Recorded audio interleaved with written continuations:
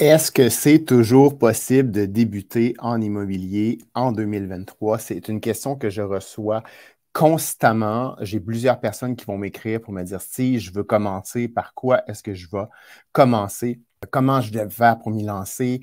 Je n'ai pas toutes les connaissances, je n'ai pas toutes les compétences, je n'ai pas tout l'argent requis.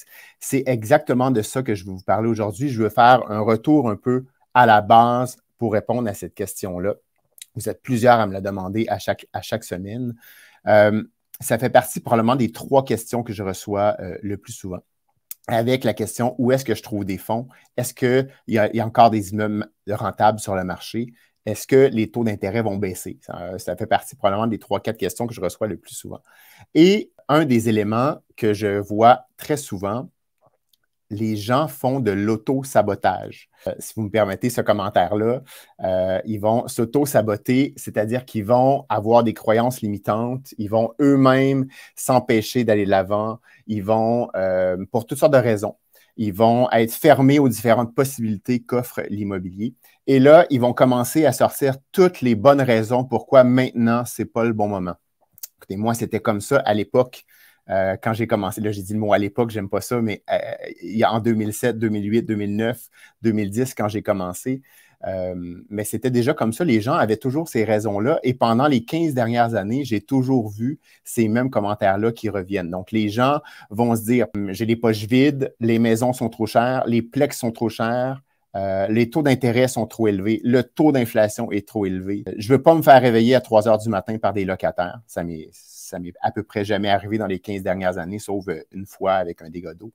Je ne veux pas être pris à débloquer des toilettes comme s'il n'y avait pas de plombier qui existait.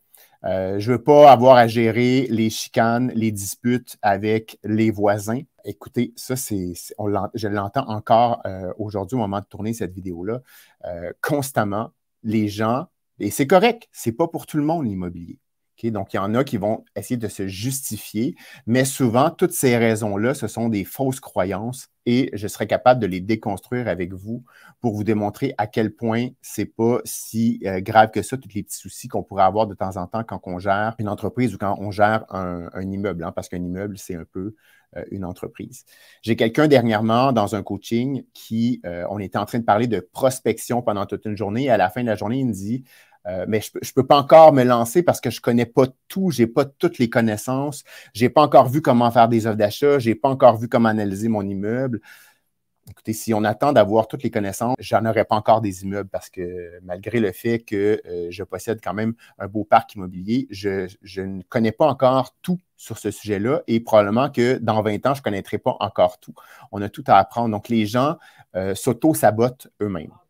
Mon nom est Steve Forget. J'aide les investisseurs immobiliers qui ont de la difficulté à se lancer ou qui ont des peurs à faire leur première transaction immobilière ou à faire croître leur parc immobilier locatif. Donc, aujourd'hui, je vais vous, comme je disais tout à l'heure, revenir un peu à la base pour ça faire un petit plan d'action pour que vous soyez capable de vous lancer dans les prochains mois et ou dans les prochaines années.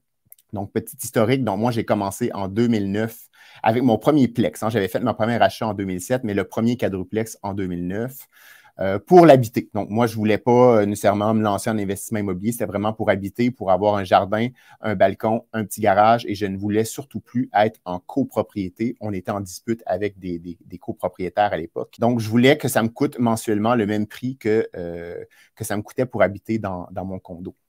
Donc, on avait trouvé à 2 rues à côté de mon condo, on avait acheté ce premier quadruplex-là et je suis tombé un peu dans la marmite comme Obélix dans sa potion magique. Donc, une potion magique de l'immobilière, je me suis mis à triper, je me suis mis à aimer ça.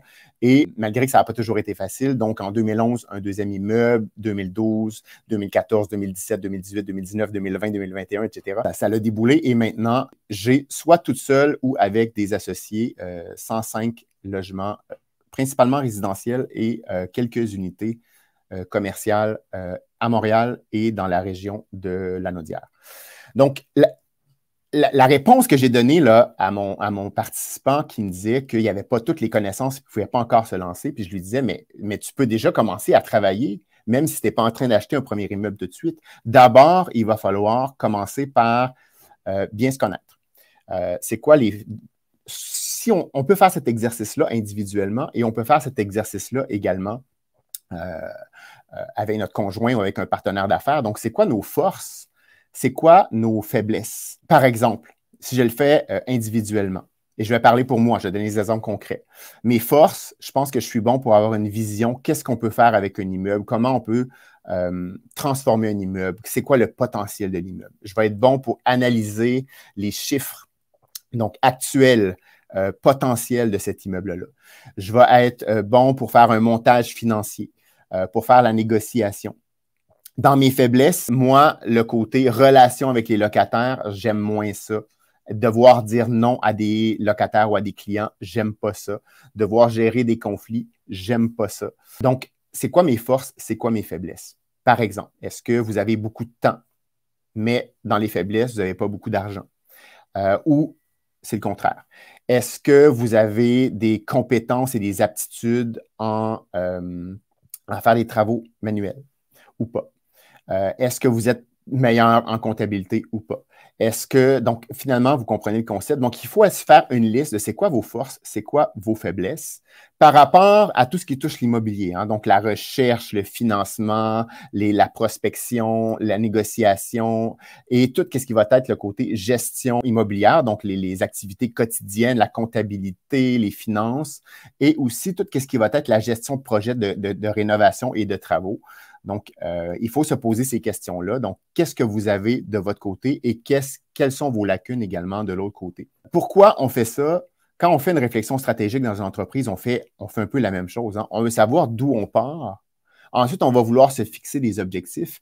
Et si on a des lacunes d'où on part, mais il va falloir trouver une façon de pallier à ces lacunes-là. Donc, soit en allant avec des partenaires, soit en déléguant à des experts qui, eux, vont avoir les connaissances et ou ces compétences-là. Donc, d'abord, faites un exercice de qui vous êtes avant de savoir où est-ce que vous voulez vous en aller. Essayez de réfléchir aussi, qu'est-ce que je veux? Hein? Souvent, les gens me disent, si je veux me lancer en immobilier. OK, tu veux te lancer en immobilier. Tu veux faire quoi? Ah, ben, je ne sais pas, je veux acheter des immeubles. OK, est-ce que c'est un plex? Est-ce que c'est faire des flips? Donc, ici, c'est des exemples d'immeubles que j'ai fait. Donc, un flip, on avait fait un flip d'unifamilial, donc un achat-revente en faisant des travaux puis en essayant de faire un profit. Est-ce que c'est des gros multilogements? Est-ce que ça va être des chalets locatifs? Est-ce que ça va être des immeubles semi-commerciaux ou commerciaux? Est-ce que ça va être le développement de terrain, de nouveaux petits quartiers que vous allez revendre sans faire la construction? Est-ce que ça va être d'avoir des mini-entrepôts ou des espaces industriels? Donc, il y a toutes sortes de possibilités en immobilier. Il faut vraiment réfléchir à moi, c'est quoi qui me fait triper? Parce qu'en immobilier, il ne faut pas se cacher, il faut avoir du plaisir également.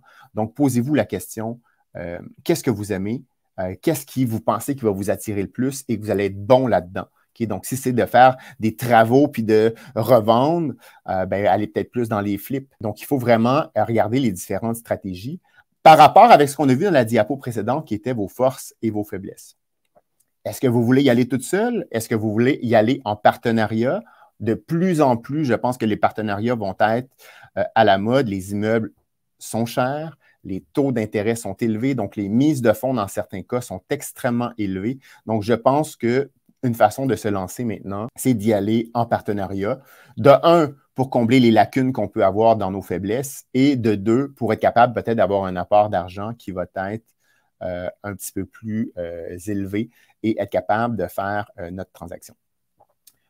On sait d'où on arrive, donc d'où est-ce qu'on s'en vient, c'est quoi nos forces, nos faiblesses. On a réfléchi à notre stratégie, un peu vers quel secteur de l'immobilier qu'on veut s'en aller. Et maintenant, il va falloir se fixer des objectifs à court terme, à moyen terme, à long terme. Donc, moi, ce que j'appelle les objectifs court terme, là, ça serait du 0-2 ans, 0-3 ans. Moyen terme, on est dans du 3, 5, 6 ans. Et long terme, ben, je vous dirais 5, 6 ans et plus là, pour les prochaines. Où est-ce que je vais être dans 10 ans, dans 15 ans?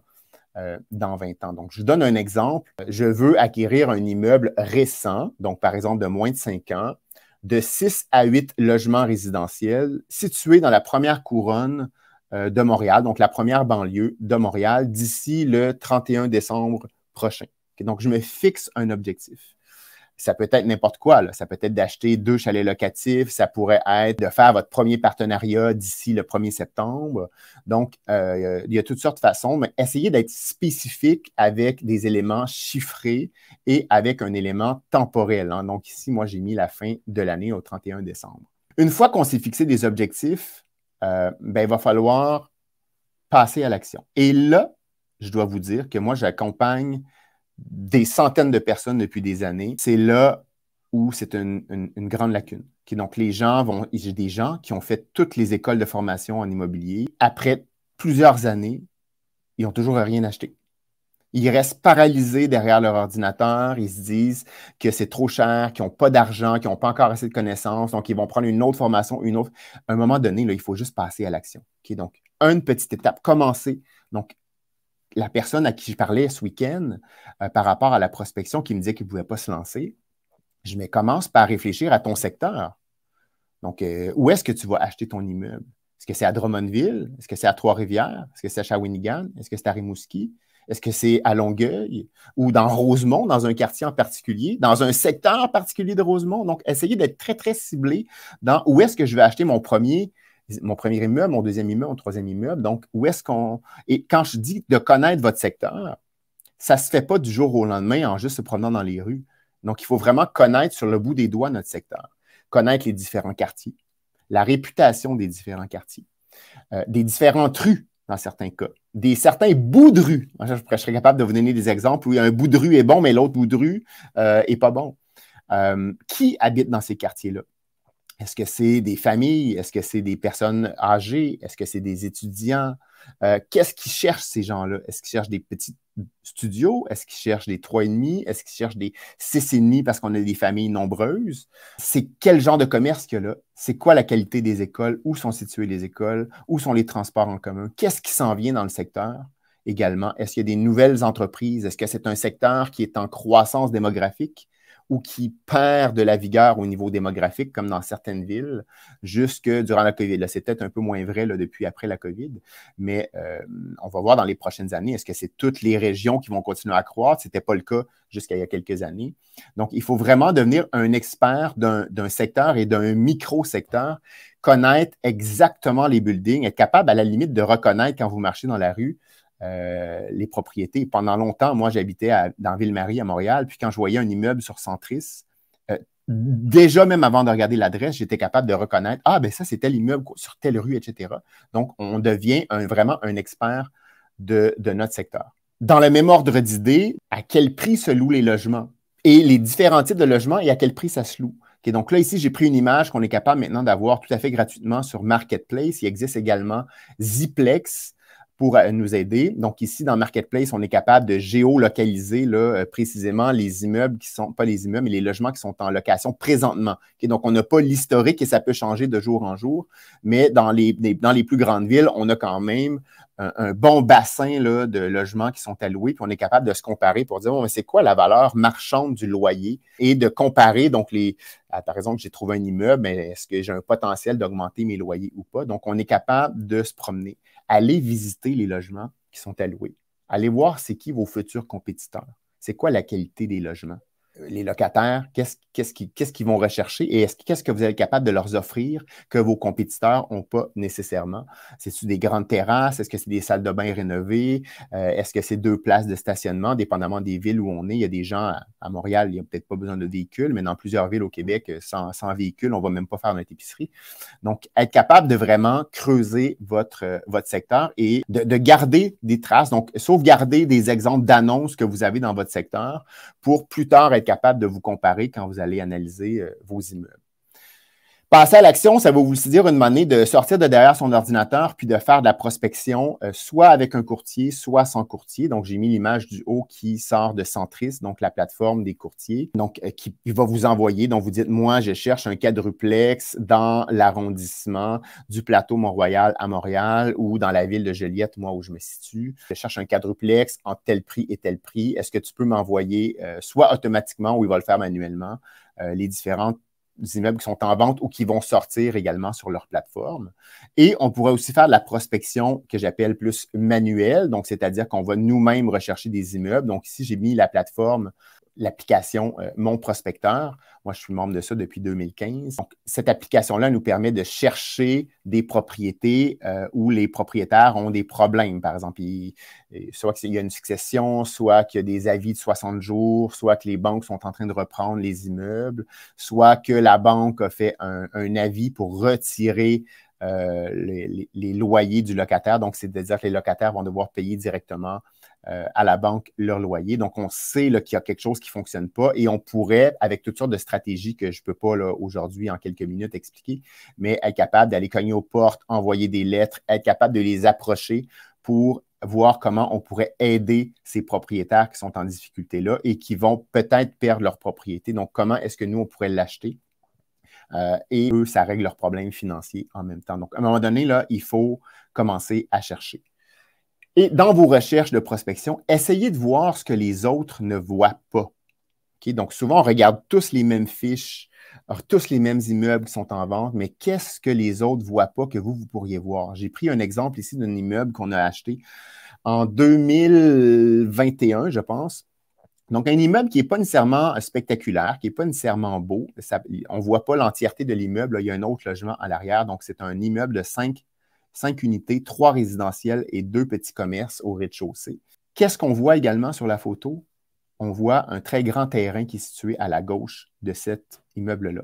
Et c'est un terrain qui est situé sur un lot, donc une parcelle de terre, là, une parcelle de terrain qui est séparée d'où il y a l'immeuble. Donc, c'est 2 terrains différents, mais la vente se faisait conjointement sans laisser paraître dans les informations là, du courtier que c'était 2 terrains séparés.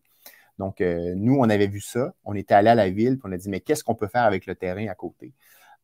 Et on peut construire, là, nous, on est en train de faire des plans pour construire 12 unités, un semi-commercial, donc 10 logements et un commerce, en fait, ça 11. Donc, un commerce plus 10 logements. Et malheureusement, la propriétaire a été mal conseillée. Elle n'a pas mis une valeur sur ce terrain-là. Donc, elle vendait l'immeuble et le terrain à côté comme si c'était uniquement l'immeuble. Donc, mais uniquement le terrain valait 125 000 si j'avais à l'acheter pour construire un immeuble de 11 unités là, à côté, là, je pourrais facilement le revendre 125 150 000 Donc, essayez de voir qu'est-ce que les autres ne voient pas. Est-ce que c'est que les loyers sont trop bas? Est-ce que vous avez un système de chauffage que vous pourriez changer pour économiser sur l'électricité? Est-ce que vous pourriez refiler les factures de chauffage et d'électricité aux locataires? Est-ce que vous pouvez ajouter des logements, subdiviser des logements? Donc, il y a toutes sortes d'éléments qu'on peut faire pour optimiser un immeuble, c'est-à-dire soit augmenter les revenus, soit diminuer les dépenses. Par exemple, on va entrer l'Internet dans la propriété pour en augmenter les revenus. Nous, on le fait depuis quelques années. Donc, il faut à un moment donné passer à l'action et sortir des sentiers battus. Là. Ça veut aussi dire, là, je viens de parler de recherche, mais à un moment donné, il faut passer à l'étape ultime de faire des promesses d'achat, de faire des offres d'achat. Ne restez pas derrière vos ordinateurs. Je vous le jure que j'ai la moitié des gens avec qui je travaille qui ne sont pas capables de passer à cette étape-là. Donc, il faut vraiment là, faire vos devoirs, soit avec un courtier ou avec quelqu'un qui va vous accompagner, ou toute seule si vous avez vos propres formulaires, comme ça, c'est mon exemple de formulaire à moi.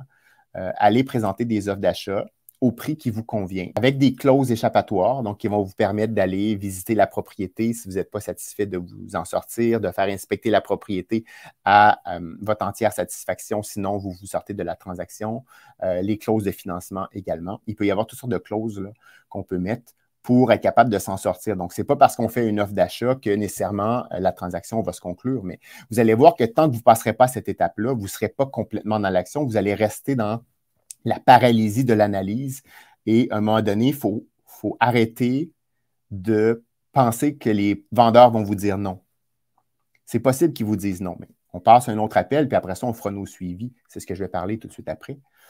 Mais il ne faut pas prendre pour acquis qu'on va nécessairement avoir un non. Donc, allez-y et ça fait pas mal de faire une offre d'achat, à moins que votre orgueil soit très élevé puis que subir un non, c'est dramatique, mais généralement, on passe à un autre appel. Donc, on a beau passer à l'action, on reçoit des noms de temps en temps. Faites vos suivis. Moi, une bonne partie des immeubles qu'on a achetés dans les dernières années, je faisais quelques mois après, même des cas, là, je suis rendu à 2 ans après, je continue à faire des suivis et dans certains cas, les immeubles sont encore en vente.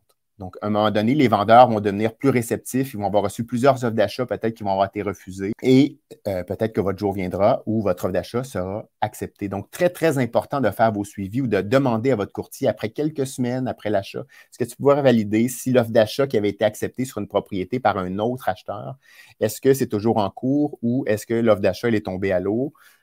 Etc., pour être capable de relancer et de redéposer une autre offre d'achat, bonifiée ou pas. Okay? Donc, moi, dans certains cas, je ne bonifie pas mes offres. Dans certains cas, je vais augmenter un petit peu le prix pour démontrer que je vais avoir là, de la bonne volonté, mais souvent, je ne vais pas nécessairement aller au prix du vendeur si le prix est complètement déraisonnable, ce qui est souvent mon cas, moi, dans un de mes types d'immeubles que j'aime beaucoup, qui sont les immeubles semi-commerciaux, donc avec des logements et avec un ou des commerces au rez-de-chaussée. Souvent, les prix qui sont demandés sont complètement disproportionnés par rapport au financement qui est possible d'avoir avec les banques. Et ça leur prend du temps aux vendeurs à être capables de réaliser ça. Hein. Ils veulent vendre à plein prix. Et à un moment donné, ils voient que personne passe au financement. Il faut que les gens mettent 60-70 % de mise de fonds.